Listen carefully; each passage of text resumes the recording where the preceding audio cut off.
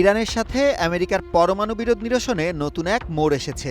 President Donald Trump জানিয়েছেন, গত বছর ওয়াশিংটনের হামলায় ক্ষতিগ্রস্ত পরমাণু কেন্দ্রের নিচে চাপা পড়া তেজস্ক্রিয় ইউরেনিয়াম হস্তান্তরে রাজি হয়েছে ইরান। হোয়াইট হাউসের সাউথ লনে সাংবাদিকদের এসব কথা জানান তিনি। ট্রাম্প দাবি করেন, পরমাণু অস্ত্র না রাখার ব্যাপারে তেহরান একমত হয়েছে। ইরান পারমাণবিক অস্ত্র না রাখার ব্যাপারে একমত হয়েছে। তারা মাটির নিচে চাপা পড়ে থাকা সেই সব নিউক্লিয়ার ডাস্ট আমাদের ফেরত দিতে রাজি হয়েছে, যা B-2 বোমারু বিমানের হামলার পর সেখানে চাপা পড়েছিল। আমাদের মধ্যে এখন অনেক বিষয়ে আলোচনা হচ্ছে এবং খুব ভালো কিছু ঘটতে যাচ্ছে। ভবিষ্যৎ হোক নিরাপদ, বিনিয়োগ হোক বিশ্বস্ত, আর আমার পছন্দ সল্ট বে। ওয়েলকাম টু সল্ট বে।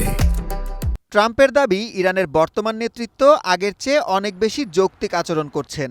এছাড়া ইরান আলোচনার মাধ্যমে স্থায়ী সমাধান চান বলেও দাবি করেন তিনি। লাস ভেগাসে এক অনুষ্ঠানে ট্রাম্প জানান, পরিস্থিতি এখন নিয়ন্ত্রণে এবং যুদ্ধ খুব শীঘ্রই শেষ হতে যাচ্ছে। আমি বলবো, ইরানের সাথে যুদ্ধ খুব চমৎকারভাবে এগোচ্ছে। আমরা যা চাই তাই করতে পারি এবং খুব দ্রুতই এই যুদ্ধের সমাপ্তি ঘটবে। আমাদের সামরিক শক্তি এখন বিশ্বের যে কোনো সময়ের চেয়ে শক্তিশালী। সবকিছু ঠিক থাকলে এই চুক্তি সই করতে সশরীরে পাকিস্তান সফরে যাওয়ার আগ্রহ প্রকাশ করেছেন আমেরিকার প্রেসিডেন্ট। চুক্তিটা যদি ইসলামাবাদে সই হয়, তবে আমি অবশ্যই সেখানে যাব। পাকিস্তান এই কাজে আমাদের দারুণ সাহায্য করেছে।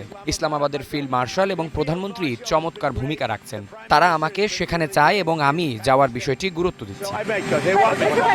যদিও ইরানের পক্ষ থেকে ইউরেনিয়াম ফেরত দেওয়ার বিষয়ে এখন পর্যন্ত কোনো আনুষ্ঠানিক বিবৃতি আসেনি, তবে ট্রাম্পের এই দাবি মধ্যপ্রাচ্যের দীর্ঘস্থায়ী শান্তির পথ প্রশস্ত করবে বলে ধারণা করা হচ্ছে।